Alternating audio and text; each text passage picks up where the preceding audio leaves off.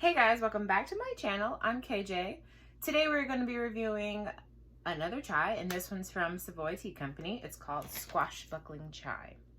So I ordered this last year along with their homemade apple cider and I think their pumpkin something tea, which both teas I really highly recommend.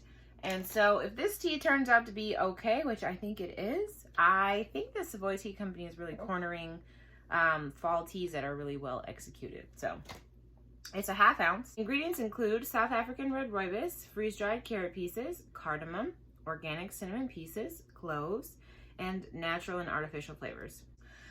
When I brewed it, I originally was just going to use 2 David's Tea Perfect Spoons of tea, but then there was just about 1 left, so I just added that too. To about 14 ounces of water, and then I topped it off with about 4 ounces of milk. You guys should just know we have a sidekick today. His name's Gordon. Okay, so I did have the tea hot plain, and it was nice. It really almost wanted to be a spicy tea, but there's no ginger, and so the cinnamon can't do that job alone. But it was kind of a really light chai, which is nice because it didn't feel heavy bodied or heavy in your mouth. But I think the clove is the most pronounced thing when you smell it and when you taste it. So if clove is not your jam, beware. And the clove is the one thing that kind of makes it feel heavy, just a little bit. So I tasted it hot and plain, and that's what it was. And then I tasted it with just 1 David's Tea Perfect spoon of brown sugar, and it was also really nice. So it wasn't overly sweet at all, because when you first smell it, it actually smells really sweet. And to somebody like me who kind of likes things sweet, and that's kind of my jam, I was just kind of wary about that. I don't know what that is. Baby stuff. Sir, it is not eat time. So, moving quickly, here we go.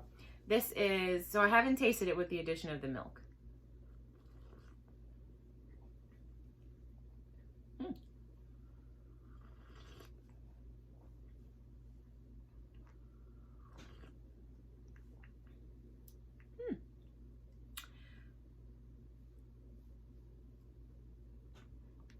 I feel like this review is all over the place. Like, I don't even know where to start.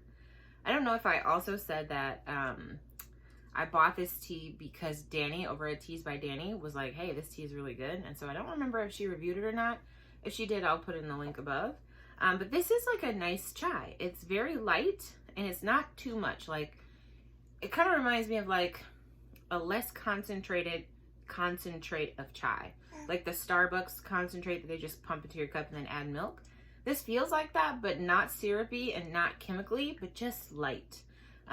Almost too light. So like, again, I used almost 3 David's Tea Perfect spoons of tea, 14 ounces of water, and 4 ounces of milk, but it feels like I could have done a more concentrated steeping with less water, and it might have been a more rich cup. But maybe rich is not what I want. Hold on.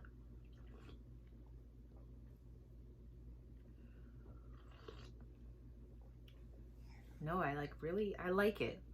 I know, son.